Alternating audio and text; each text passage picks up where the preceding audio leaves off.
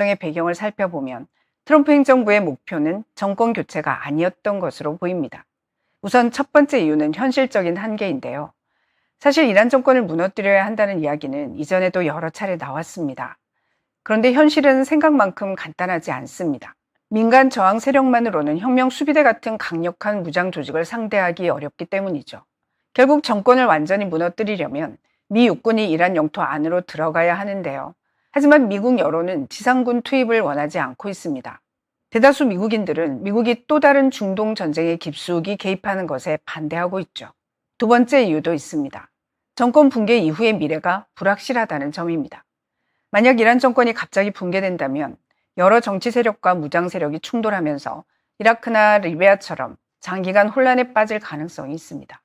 그리고 그 과정에서 가장 큰 피해를 입는 것은 결국 일반 국민들일 수밖에 없는데요. 트럼프 행정부가 우려하는 부분도 바로 이것이라는 이야기가 나옵니다. 세 번째 이유는 트럼프 대통령 특유의 의사결정 방식입니다. 트럼프 대통령은 항상 가능한지보다 대가가 얼마인지를 먼저 따져보는 인물로 알려져 있는데요. 즉 형식적인 정의보다 실제 결과를 더 중요하게 본다는 겁니다. 정권을 무너뜨리는 과정에서 현지 주민들은 얼마나 희생될지, 미군은 얼마나 목숨을 잃게 될지, 세계 경제와 에너지 시장은 어떤 충격을 받게 될지, 그리고 그것보다 더 나은 대안은 없는지를 계속 따져본다는 것이죠. 그런데 트럼프 대통령의 이런 성향과 그 선택의 결과는 이미 베네수엘라 사례에서 확인된 적이 있습니다. 당시 미국은 마두로 전 대통령을 제거한 뒤에도 정부 자체를 전복하지는 않았습니다. 대신 후임 세력인 로드리게스와 협력하면서 점진적인 체제 전환을 추진했는데요. 그 결과 베네수엘라는 국제사회에서 이미지를 개선했고 미국과의 관계도 회복하기 시작했습니다. 서방 기업들의 투자도 유치하기 시작했고요. 야권 인사들과 민주적 전환을 위한 대화도 진행됐습니다. 민생 역시 일정 부분 개선됐다는 평가가 나오는데요. 주유소 앞에 긴 줄이 사라졌고 석유 생산과 수출도 증가세를 보이고 있습니다.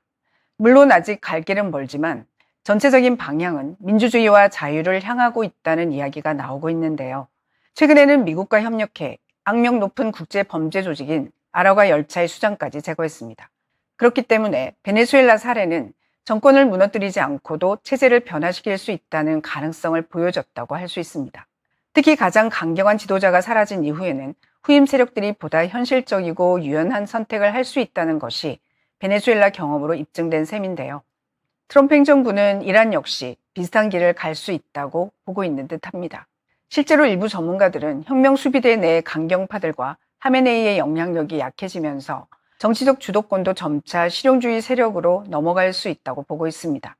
대표적으로 거론되는 인물이 페제시키안 대통령과 갈리바프 국회의장인데요.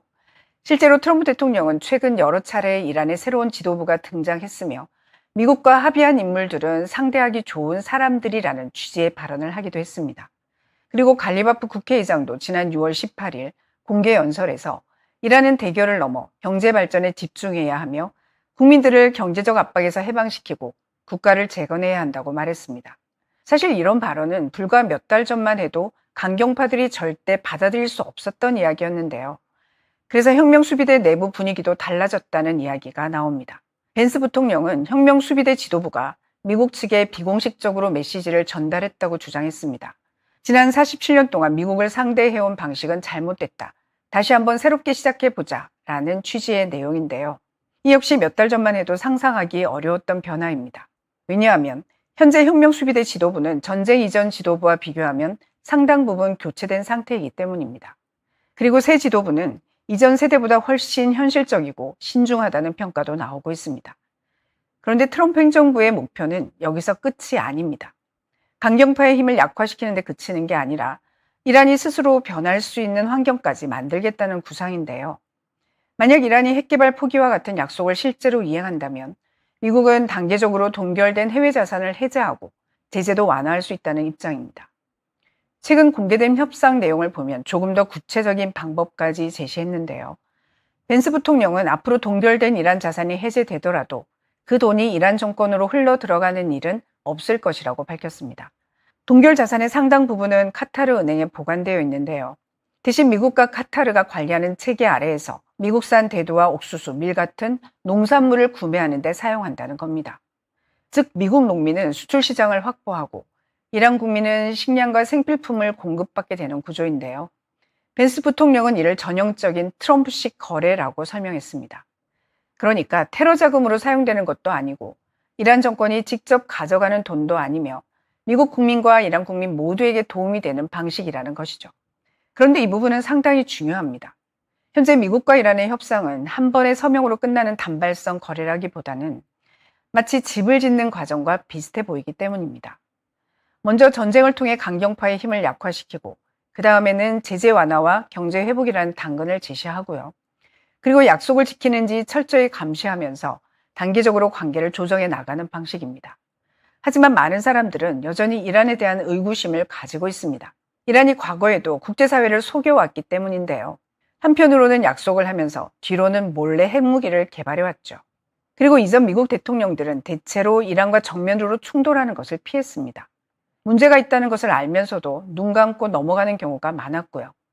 결국 그 부담을 다음 대통령에게 떠넘겨왔습니다. 하지만 지금은 과거와 상황이 다릅니다.